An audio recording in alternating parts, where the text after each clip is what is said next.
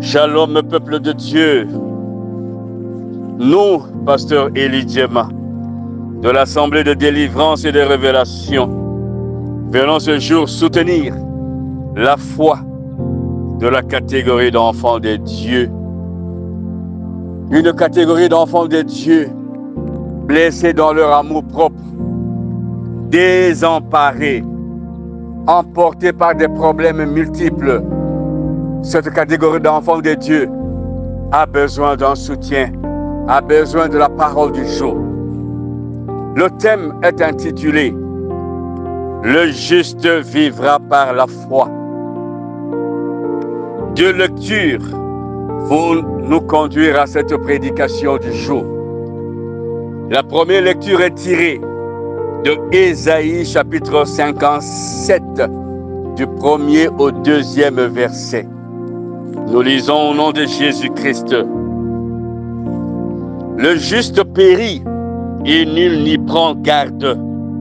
Les gens de bien sont enlevés et nul ne fait attention.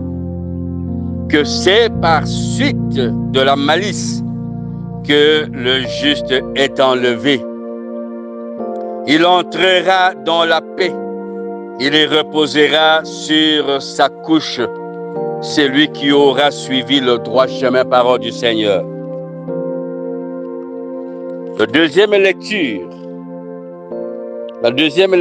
est tirée de 1 Corinthiens, chapitre 9, du verset 24 à 25. Il est écrit: Ne savez-vous pas que ceux qui courent dans le stade courent tous, mais qu'un seul remporte le prix?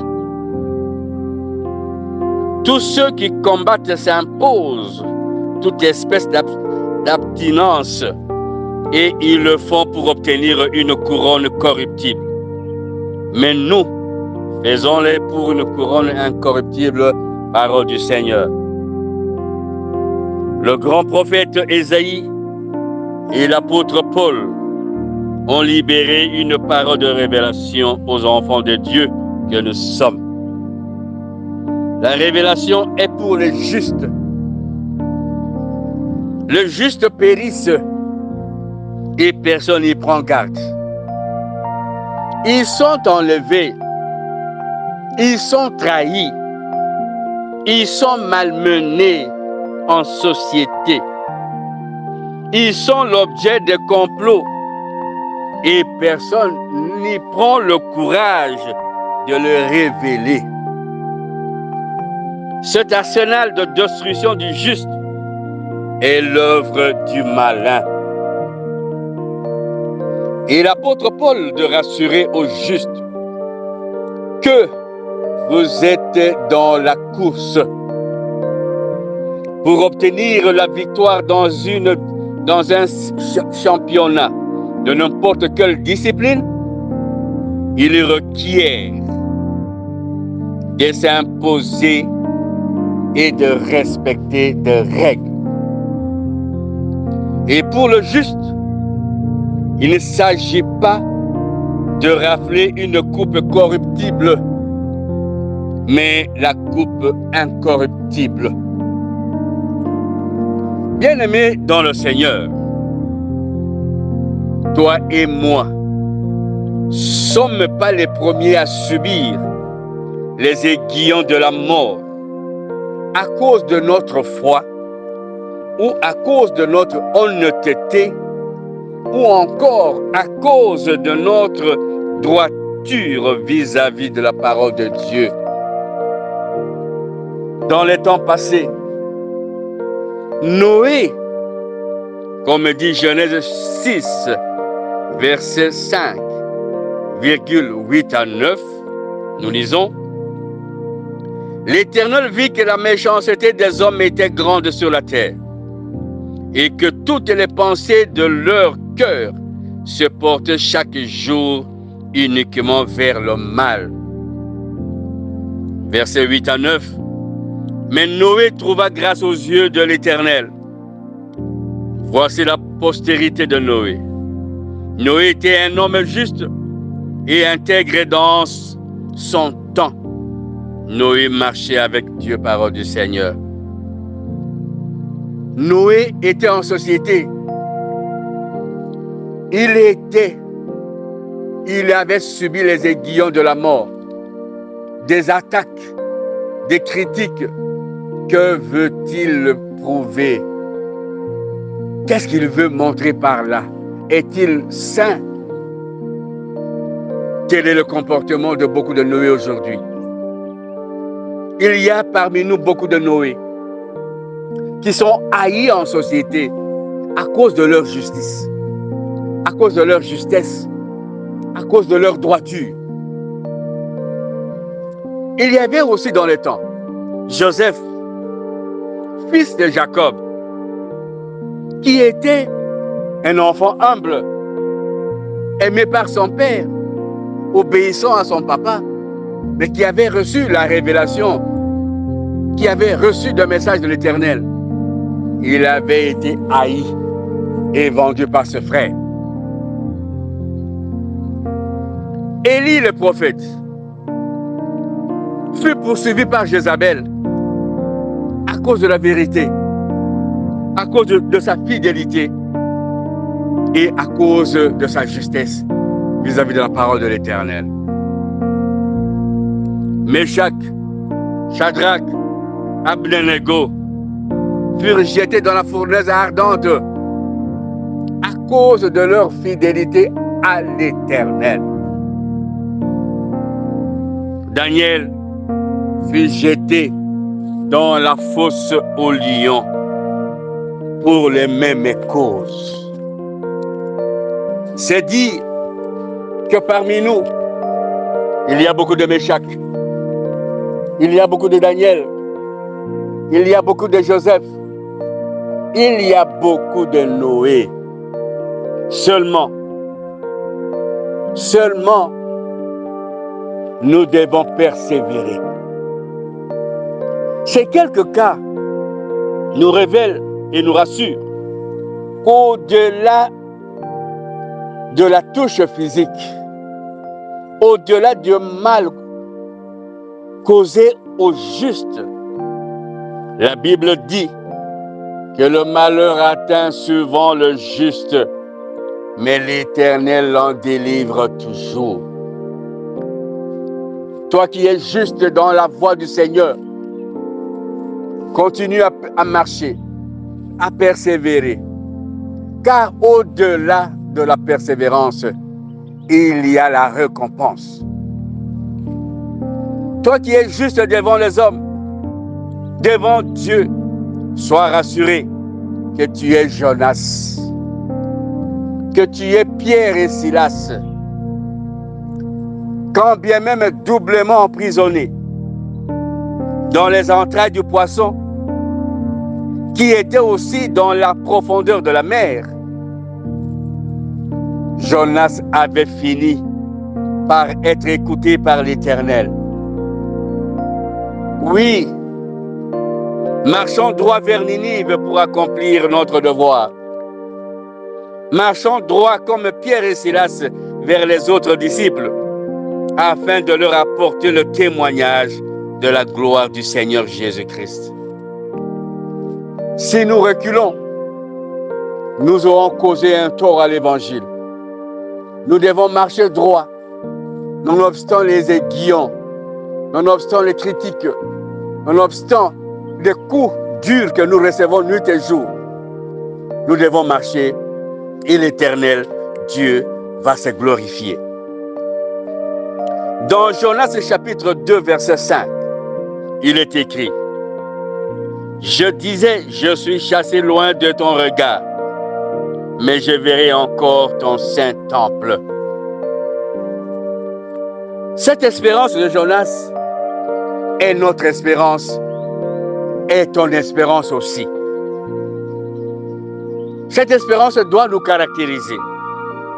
Pour autant que l'apôtre Paul dit aux Romains, chapitre 5, de verset 3 au verset 5, il dit, bien plus, nous nous glorifions, même des afflictions, sachant que l'affliction produit la persévérance. La persévérance, la victoire dans l'épreuve. Et cette victoire, l'espérance. Or, l'espérance ne trompe point, parce que l'amour de Dieu est répandu dans nos cœurs par le Saint-Esprit qui nous a été donné, parole du Seigneur. L'apôtre Paul ne fait que nous rappeler. Oui, l'affliction. Nous sommes affligés. Nous sommes tourmentés. Mais ce tourment doit produire la persévérance. Nous devons persévérer jusqu'à gagner la couronne. Nous devons, la persévérance, dit Paul, la victoire. Après la persévérance, il y a la victoire. Après la victoire ne s'obtient que face à l'épreuve. Si enfants de Dieu que nous sommes, nous ne subissons pas des épreuves. Nous ne sommes pas la cible. Nous ne sommes pas malmenés. Nous ne sommes pas tourmentés. En quoi sommes-nous alors enfants de Dieu? Bien-aimés dans le Seigneur, Apocalypse chapitre 10, versets 4 à 10, nous invite, et particulièrement au verset 10, à prendre le livre. Nous allons lire. Je pris le petit livre de la main de l'ange et je l'avalai. Il fut dans ma bouche doux comme du miel. Mais quand je l'eus avalé, mes entrailles furent remplies d'amertume, parole du Seigneur. Jean, dans l'île de Patmos, nous donne cette révélation. Jean nous invite à prendre le petit livre. Ce petit livre saint, il est saint. Dans la bouche, il est doux. Mais dans nos entrailles, il devient amer. Juste que tu as le devoir de prendre le petit livre de la main de l'ange et de l'avaler. Ce petit livre saint, il ne pourra cohabiter avec l'impureté. Ce petit livre contient la parole de vérité, la parole de sainteté, la parole de lumière, et cela ne peut pas cohabiter avec les ténèbres. En toi, la parole contenue dans ce petit livre va te juger, il va t'interroger, il va te mettre face à ta conscience, face à tes missions évangéliques, face à tes missions sociales, face à tes missions communautaires. Et la parole va toujours t'interroger. Qu'as-tu fait de ce que je t'ai donné? Qu'as-tu fait? Et Jacques, premier, du verset 22 à 24, de nous exhorter en ces termes. Mettez en pratique la parole et ne vous bornez pas à l'écouter, en vous trompant vous-même par des faux raisonnements. Car si quelqu'un écoute la parole et ne la met pas en pratique, il est semblable à un homme qui regarde dans un miroir son visage naturel et qui, après s'être regardé, s'en va et oublie aussitôt quel il était, parole du Seigneur. Oui, le petit livre nous est donné. Ce matin, tu as le petit livre. Prends-le et avale ce livre. Et Jacques de nous demander de mettre en pratique le contenu du petit livre. Cela vaut mieux que seulement l'écouter. Nous vous exhortons à marcher. Ne vous arrêtez pas à cause des afflictions, à cause de tourments, à cause des épreuves. Nous vous exhortons à courir. C'est un championnat.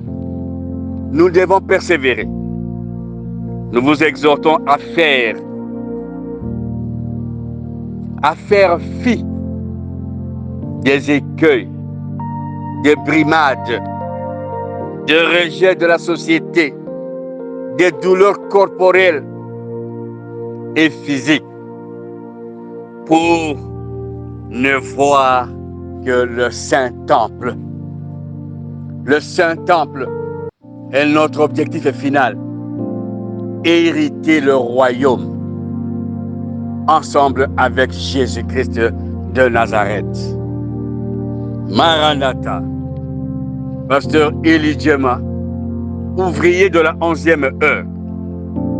Pour tout contact éventuel, plus 243 89 18 78 834, ou vous pouvez nous joindre dans notre chaîne YouTube en écrivant Assemblée de délivrance et de révélation. C'est à quoi nous vous invitons à partager l'évangile en vous abonnant et en appuyant sur la cloche de notification.